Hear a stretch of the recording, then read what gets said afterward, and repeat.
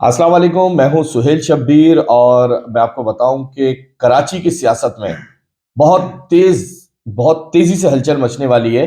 नए साल के नए महीने यानी कि जनवरी के पहले महीने के पहले हफ्ते में कराची की सियासत का मंजरनामा तब्दील होने जा रहा है। कौन कहां आ रहा है, कौन कहां जा रहा है, किसकी क्या जिम्मेदारियां होंगी, इस तमाम सूरत हाल पर हम बात करेंगे। कराची के सीनियर सहाफी हैं शुजात कुरैशी, जो इस तमाम सूरत हाल पर गहरी नजर रखते हैं। शुजात कुरैशी, क्या रहा है, कौन ये डोरे कौन हिला रहा है अब? देखें, नया साल नई एमक्यूएम। उसमें ना सिर्फ मुस्तफ़ा कमाल होंगे, अनीस कायम खानी भी होंगे, डॉक्टर फारूक सत्तार भी होंगे। और सिर्फ यही नहीं, मुस्तफ़ा कमाल के साथ जो सीधा सीधा लोग हैं, जो अच्छी पोस्टों पर हैं वहाँ पर, वो सारे के सारे भी एमक्यूएम पाकिस्तान में होंगे। ये सब कुछ डिसाइड हो चुका है। इन सब लोगों ने, जो कि एक तरह से हमें सियासी तौर पर दुश्मन नजर आया करते थे, सब ने हाँ कर दिए। कन्वीनर खालिद मुगल सिद्दीकी होंगे, इस पर भी सब अग्री हो चुके हैं। ये डिसाइड हो गया कि सरबराह कौन होगा, क्योंकि इनके अंदर तो सबसे ज्यादा मसला ही इस बात का था कि सरबराही कौन करेगा। जी बिल्कुल। देखें, एक वक्त था कि कन्वीनरशिप पे बड़े फड्डे हुए और अदालतों में मामला चला गया। तो ये सब कुछ डिसाइड हो चुका है, सब ने अग्री कर लिया एक जगह बैठकर।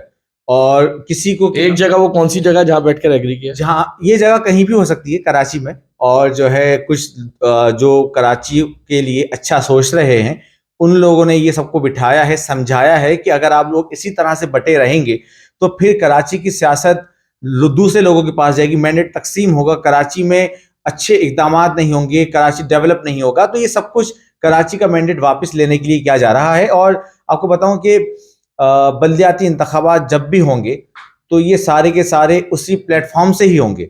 बल्दियाती इंतखाबात में एक ही प्लेटफॉर्म से सारे इलेक्शन लड़े होंगे। नहीं तो अच्छा चले, डॉक्टर खालिद मकबूल सिद्दीकी का तो समझ में आ गया कि वो सरबराह होंगे, और जिस तरह आपने बताया कि तमाम लोग राजी भी हो गए, तो दीगर जो ओहदे हैं उस पर किस तरह काम होगा? देखें, डॉक्टर फारूक सत्तार हों या अनीस कायम खानी हो या मुस्तफ़ा कमाल हों, इनमें से डिप्टी कन्वीनर तो सारे ही होंगे। और अब सवाल ये है कि सीनियर डिप्टी कन्वीनर कौन होगा। तो सीनियर डिप्टी कन्वीनर तो आमिर खान थे ना वो। देखिए, आपने खुद कह दिया थे, तो वाज़ेह है कि अब उनकी एमक्यूएम पाकिस्तान में सियासत फाल नहीं रही। अब वो इतना एक्टिव नहीं है एमक्यूएम पाकिस्तान में, और अब वो ज़्यादातर दुबई में मुकीम रहते हैं अपने कारोबार के सिलसिले में या निजी मसरूफियात की वजह तो से। ये आमिर खान की फिर जिम्मेदारियां कौन अदा करेगा? देखिए, आमिर खान की जिम्मेदारी आमिर खान जैसा ही कोई बंदा अदा करेगा, वो है अनीस कायम खानी। क्योंकि आमिर खान तंजीमी मामला देखा करते थे, उन्हें इससे भी हटा दिया गया था, अब उनको इंटीरियर सिंध की जिम्मेदारियां दे दी गई थी। तो ज़रा ये बताते हैं कि अनीस कायम खानी जो है, वो जो है तंजीमी मामला देखेंगे। और ये अब जो है, ये तो डिसाइड हो चुका है कि सारे एक प्लेटफॉर्म पे जमा होंगे, लेकिन किस दिन होंगे, किस तरह से होंगे, इस पर मुशावरत जारी है। ज़रा ये बताते हैं कि मुख्तलिफ ऑप्शंस पे गौर किया जा रहा है कि आया एक जनरल वकील इजलास बुलाया जाए जिसमें सबको जो है जिनका वार्म वेलकम किया जाए, या फिर एक मुश्तरका प्रेस कॉन्फ्रेंस हो, या फिर कोई डेलीगेशन जाए इन लोगों के पास, चाहे वो पीएसपी हो या फिर फारूक सत्तार हो, उन्हें बाज़ाब्ता तौर पर दावत दे, उसके बाद फिर ये लोग यहाँ पर आएँ। तो इन ऑप्शंस पे गौर किया जा रहा है, और जो है ये सब कुछ जनवरी के पहले हफ्ते में हो जाएगा। अच्छा, तो इसमें जो कारकुनान है नीचे, कारकुनान को किस तरह देखते हैं कि वो किस तरह एडजस्ट होंगे? क्योंकि मुस्तफा कमाल का नैरेटिव जो रहा है, वो रहा है पाकिस्तानियत की सियासत, मतलब तमाम कौमियतों की। और एमक्यूएम का नैरेटिव जो है वो महाजरों से जुड़ता हुआ रहा है। तो मुस्तफा कमाल अपने नैरेटिव से पीछे हटेंगे? देखें, एक बार फिर नजरिया ज़रूरत जिंदा हुआ है, और यही वजह है कि मुस्तफ़ा कमाल भी अग्री हुए हैं, अनीस कायम खानी भी अग्री हुए हैं, सिर्फ और सिर्फ मुहाजिर कॉज के लिए। ख़ास तौर पे मैंने जैसे कहा कि कराची का जो मैंडेट है, वो मैंडेट जो है तकसीम हो गया था, सब ने देख लिया। एमक्यूएम पाकिस्तान हो या पीएसपी हो या फिर फारूक सत्तार हो, किसी को भी कोई खाते खा कामयाबी हुई नहीं। 240 NA 240 के इलेक्शन की अगर बात की जाए तो एमक्यूएम पाकिस्तान वहां से 65 वोट के मार्जिन से जीती थी, वो भी टीएलपी से। फिर नहीं, मैं ये तो ठीक है, इलेक्शन सबने देखे और सबकी कारकर्दगी भी सबने देख ली। असल जो सवाल उठ रहा है वो ये है कि जो एमक्यूएम बहादराबाद है, उसके अंदर आज भी ऐसे लोग मौजूद हैं जो अल्ताफ हुसैन के लिए सॉफ्ट कॉर्नर रखते हैं। लेकिन जो मुस्तफा कमाल है, उन्होंने अल्ताफ हुसैन के लिए बिल्कुल हार्ड लाइन ली और बहुत ज्यादा क्रिटिसाइज भी किया, बहुत जो भी उनके अल्फाज थे वो सब अदा किए। तो ये एक दूसरे को किस तरह एडजस्ट करेंगे, ये है असल मसला। देखें, ये बहुत बड़ा इशू है और इस पे डिबेट हो रही है, बाकायदा तौर पर मुशावरत हो रही है किस तरह से किसको कहाँ एडजस्ट किया जाएगा। और इन्हीं तमाम तर सवालात को देखते हुए हम ये समझते हैं कि कंपनी नहीं चलेगी, और जब ये कंपनी नहीं चलेगी तो आपको पता है फिर कंपनी एक दूसरी इंपोर्ट की जाएगी। मतलब फिर आप बोलते हैं कि वो लंदन वाली कंपनी जो है वो ऑन होगी। देखें, यही बातें गर्दिश कर रही हैं कि अगर ये फार्मूला भी फ्लॉप हुआ तो अल्टीमेटली फिर वही फार्मूला रह जाता है, क्योंकि कराची में कोई भी यूनाइट नहीं कर पा रहा है कराची वालों को। अगर इन लोगों ने भी कराची वालों को यूनाइट नहीं कर सके, उनका मैंडेट हासिल नहीं कर सके, एतमाद का वोट नहीं जीत सके, तो फिर लोग वहीं देखेंगे, वो देख रहे हैं। देखिए, ये बात तो आपकी दुरुस्त है कि लोग बहुत तेजी से लंदन की तरफ देख रहे हैं और लंदन की एक्टिविटी भी बहुत ज्यादा शुरू हो चुकी है। जो हम देख रहे हैं सोशल मीडिया पर हो या फिर सड़कों पर हो या उनकी इंटरनल मीटिंग्स हो, उसके अंदर बहुत खुलकर अब नाम भी लिया जा रहा है और उनको खुलकर जो है वो वेलकम करने की कोशिशें भी हो रही हैं। लेकिन इसमें एक चीज जो आ रही है वो है, क्योंकि जो चीजें हैं वो सबको एडमिट करनी चाहिए कि जो नैरेटिव अल्ताफ हुसैन ने 22 अगस्त को दिया था, उसके बाद उनकी एक्सेप्टेंस हो सकती है।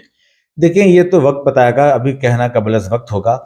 लेकिन मैं यहाँ पे बताऊं, पीएसपी ने दिल बड़ा किया है, इसमें कोई शक नहीं है। 6 साल तक पीएसपी का जो नैरेटिव था एमकेएम पाकिस्तान के बारे में, वो कहते थे कि हम उनके मतलब दफन कर देंगे। तो अब सवाल ये लोग कर रहे हैं, सोशल मीडिया पे बातें चल रही हैं कि दफन करने आए थे, जम हो रहे हैं, तो ये उन्हें भी मालूम है कि उनको तनकीद का सामना करना पड़ेगा। लेकिन उसके बावजूद वो जो है एक वसी मफाद के लिए एक होने जा रहे हैं, यकजा होने जा रहे हैं। दिल उन्होंने बड़ा किया है, और सियासत नाम ही फ्लेक्सिबिलिटी का होता है, तो यकीनी तौर पर इन सब ने फ्लेक्सिबिलिटी दिखाई है। माजी के बयान उठा कर देखें, चाहे वो मुस्तफ़ा कमाल का हो या वसीम अख्तर का हो या फिर फारूक सत्तार का हो, एक दूसरे के बारे में ये आग उगलते थे, लेकिन अब ये एक कॉज के लिए एक होने जा रहे हैं। तो ये यकीनी तौर पर लोगों को अप्रिशिएट भी करना चाहिए कि जिसने मेहनत की है इसके पीछे, उसके पीछे भी कॉज है, वजह है, रीजन है।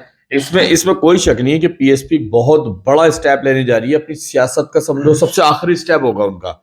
अगर ये खुदा ना खास्ता स्टेप नाकाम होता, जिस तरह आप बोल रहे हो कि ये कंपनी नहीं चलेगी, तो इसका सबसे बड़ा लॉस जो है वो पीएसपी को होगा। तो मेरा इसमें सवाल ये आ रहा है कि पीएसपी के जो सरबराह है मुस्तफा कमाल, वो किस तरह राजी होगा आने पर। देखें, मैंने कहा ना कि ये सिर्फ एक कॉज के लिए कर रहे हैं। मुस्तफा कमाल पहले भी ये कहते थे कि मैं अपने लोगों की बात करता हूँ, सबको मिलाने की बात करता हूँ, तो उन्होंने इसी नैरेटिव को टो किया है। मिलाने की बात करते थे, आज मिलने की बातें कर रहे हैं, तो इसमें गलत नहीं है। और सबसे बड़ा इशू जो आएगा ना मुस्तफा कमाल से ज़्यादा, वो ये आएगा कि जो मुस्तफा कमाल पीएसपी के जो लोग थे और जो एमक्यूएम के जो लोग हैं, क्या वो एक साथ काम कर सकेंगे? तो ये बहुत बड़ा सवाल है। यही तो सबसे बड़ा पॉइंट है, क्योंकि जब से शहर में बात चलना शुरू हुई है, उसमें एक सबसे मेन चीज आ गई कि अब कारकुनान ने एक दूसरे को भरमबाजियां करानी शुरू कर दी हैं। और भरमबाजी हमारे कराची वालों का पुराना स्टाइल है, जब थोड़ी सी ताकत मिलती है तो हम दूसरे को भरमबाजी जो है वो करना शुरू कर देते हैं और एक दूसरे को गद्दार और पता नहीं क्या क्या अलकाबात से नवाजते हैं। तो ये ज्यादा चीजें जो है वो इस टाइम शहर में गर्दिश कर रही हैं। पीएसपी वाले एमक्यूएम वालों को भरमबाजियां करा रहे हैं, एमक्यूएम वाले जो है वो फारूक सत्तार वालों को भरमबाजियां करा रहे हैं, और मजे की बात ये इन तीनों को मिलकर लंदन वाले भरमबाजियां करा रहे हैं। लंदन वाले बोल रहे हैं कि हम आ रहे हैं।